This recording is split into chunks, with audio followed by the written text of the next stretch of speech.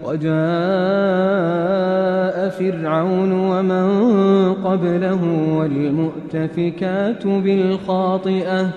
فعصوا رسول ربهم فأخذهم أخذة رابية إنا لما طغى الماء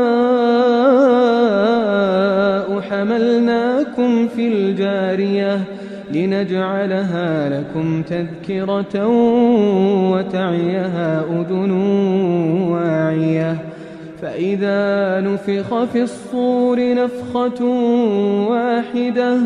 وحملت الأرض والجبال فدكتا دكة